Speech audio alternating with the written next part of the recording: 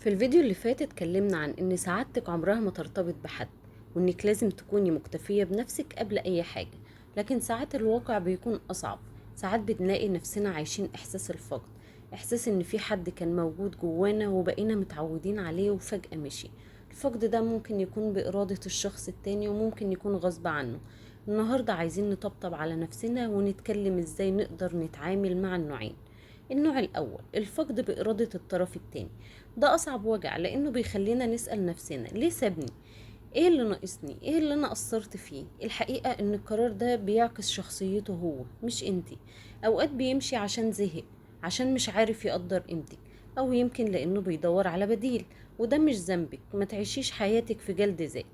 الخطوة الاولى هنا انك تسمحي لنفسك بالحزن، بس ما تديش الحزن اكبر من وقته.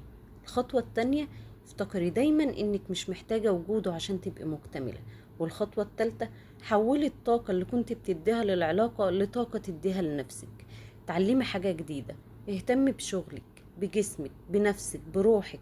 الفقد ده مش نهاية، ده بداية انك تعيشي حياتك بشكل انضج واقوى. النوع التاني من الفقد اللي هو من غير ارادة الطرف التاني. الوجع هنا مختلف، عميق اكتر، لانه مش ناتج عن اختيار لكنه ناتج عن قدر. ساعتها الاحساس بيكون، طب انا هكمل ازاي من غيره؟ حياتي هتبقى ازاي؟ وهنا لازم نفتكر ان الحب اللي بينكم عمره ما هيموت. هو تحول من وجود مادي لذكرى بتسكن القلب والروح. الخطوة الاولى، ادي لنفسك الوقت تعيش الحزن، ما تستعجليش التعافي. الخطوة التانية، خدي من الذكريات الجميلة قوة. افتكري المواقف اللي بتضحكك، الحاجات اللي تخليكي تحسي انك عشتي في وجود الشخص ده حياتك حتى لو لفترة.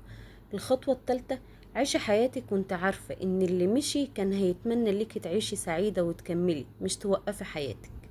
في الحالتين، سواء الفقد حصل بإرادة أو غصب عننا، احنا قادرين نكمل، واحنا نستاهل حياة مليانة حب وسلام. ما تنسيش انك مش لوحدك، كل واحدة فينا عدت او هتعدي بنفس التجربة بشكل او بآخر. افتكري دايما ان الفقد مش اخر القصة، اوقات بيكون هو بداية فصل جديد اقوى. لو عجبك الفيديو ما تنسيش تعملي اعجاب وتشتركي في القناة، وشاركيه مع اي حد ممكن يكون محتاج يسمع الكلام ده النهاردة. وكمان شاركيني في التعليقات ايه اصعب فقد مريتي بيه، وازاي قدرتي تتعاملي معاه. يمكن قصتك تلهم حد غيرك وتكوني سبب في شفاء حد تاني.